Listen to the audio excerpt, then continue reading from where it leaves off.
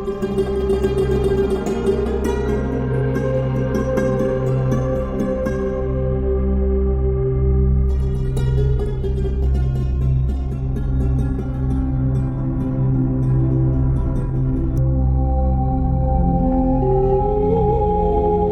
warahmatullahi wabarakatuh.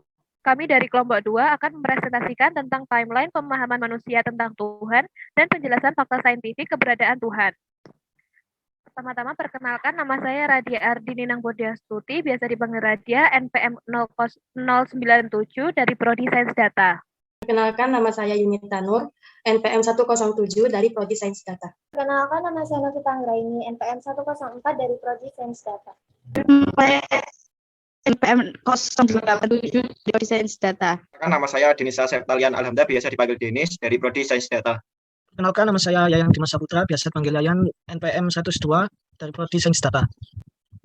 Di sini yang akan kita bahas adalah tentang 1. Definisi Tuhan, 2. Sejarah kepercayaan terhadap Tuhan, dan 3. Bukti saintifik keberadaan Tuhan. Definisi Tuhan. Secara umum, Tuhan dipahami sebagai Roh Maha Kuasa dan asas dari suatu kepercayaan. Tidak ada kesepakatan bersama mengenai konsep ketuhanan, sehingga ada berbagai konsep ketuhanan meliputi teisme, deisme, panteisme, dan lain-lain. Dalam pandangan teisme, Tuhan merupakan pencipta sekaligus pengatur segala kejadian di alam semesta. Menurut deisme, Tuhan merupakan pencipta alam semesta, tapi tidak ikut campur dalam kejadian di alam semesta. Menurut panteisme, Tuhan merupakan alam semesta itu sendiri. Para cendekiawan menganggap berbagai sifat Tuhan berasal dari konsep ketuhanan yang berbeda-beda. Dalam konsep Islam, Tuhan disebut Allah, bahasa Arab Allah, dan diyakini sebagai zat maha tinggi yang nyata dan esa, pencipta yang maha kuat dan maha tahu, yang abadi, penentu takdir, dan hakim bagi alam semesta. Islam menitik beratkan konseptualisasi Tuhan sebagai yang tunggal dan maha kuasa. Dia itu wahid dan esa, maha pengasih dan maha kuasa. Menurut Al-Quran terdapat 99 nama, yaitu Asmaullah, artinya nama-nama yang paling baik, yang mengingatkan setiap sifat-sifat Tuhan yang berbeda-beda. Dinamisme. Manusia zaman primitif telah mengakui adanya kekuatan yang berpengaruh dalam kehidupan. Mula-mula, sesuatu yang berpengaruh tersebut ditujukan pada benda.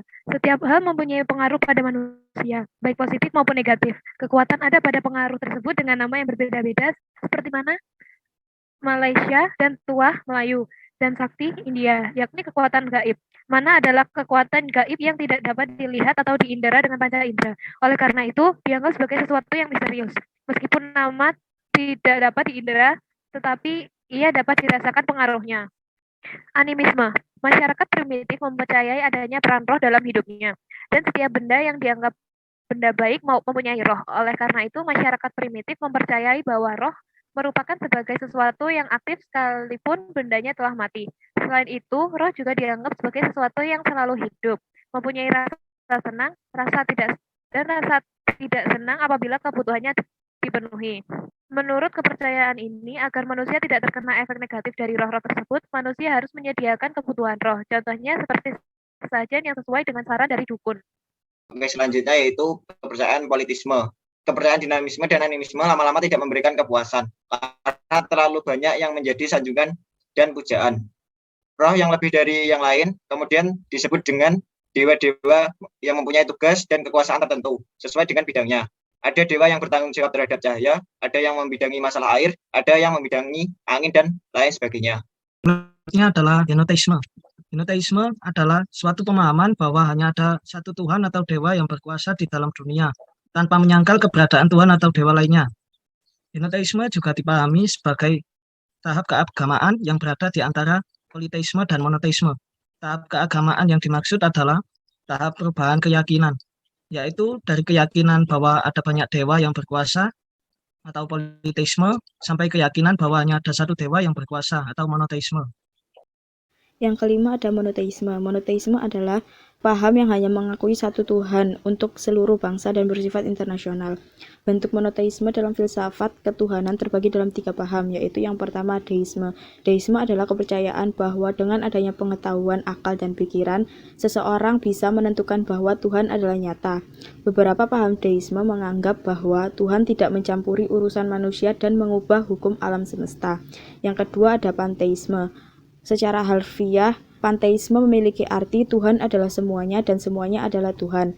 Mereka cenderung tidak percaya dengan adanya dewa-dewa. Yang ketiga atau yang terakhir ada teisme agnostis. Pandangan ini diambil dari filosofi yang mencangkup teisme dan agnostisisme. Penganut teisme agnostik mempercayai keberadaan setidaknya satu Tuhan, namun menganggap bahwa dasar dari kepercayaan ini merupakan sesuatu yang pada dasarnya tidak memungkinkan untuk dipahami atau diketahui secara pasti. Kemudian yang selanjutnya adalah bukti saintifik keberadaan Tuhan. Yang pertama adalah prima causa. Segala sesuatu hal mengikuti hukum kausalitas. Selalu ada sebab yang menjadikan hal tersebut ada. Namun, jika terus menarik penyebab itu, kita akan bertemu dengan suatu ketiadaan. Harus ada berhentinya sebagai awal yang tidak berawal, sebagai prima causa, atau keyakinan ada entitas yang ada sejak selamanya atau abadi. Orang beragama menamakan itu Tuhan. Next. Kemudian ada yang menurut Hegel, ada banyak hal yang bisa jadi bukti keberadaan Tuhan. Salah satunya adalah rentetan kebetulan yang terjadi pada kehidupan di bumi. Yang pertama, kita berada pada jarak yang tepat dari matahari hingga suhunya kondusif untuk kehidupan. Dan yang kedua, kita memiliki bahan yang tepat dan keseimbangan yang akurat antara elemen berat dan molekul organik agar kehidupan bisa tercipta. Kemudian kita juga memiliki jumlah air yang tepat sehingga dunia kita memiliki lautan dan benua. Penghasil oksigen terbesar bukanlah tumbuhan, melainkan fitoplankton yang berada di laut. Mereka bertanggung jawab atas 70% oksigen di bumi. Sekian presentasi dari kami kelompok 2, kurang lebihnya mohon dimaafkan. Wassalamualaikum warahmatullahi wabarakatuh.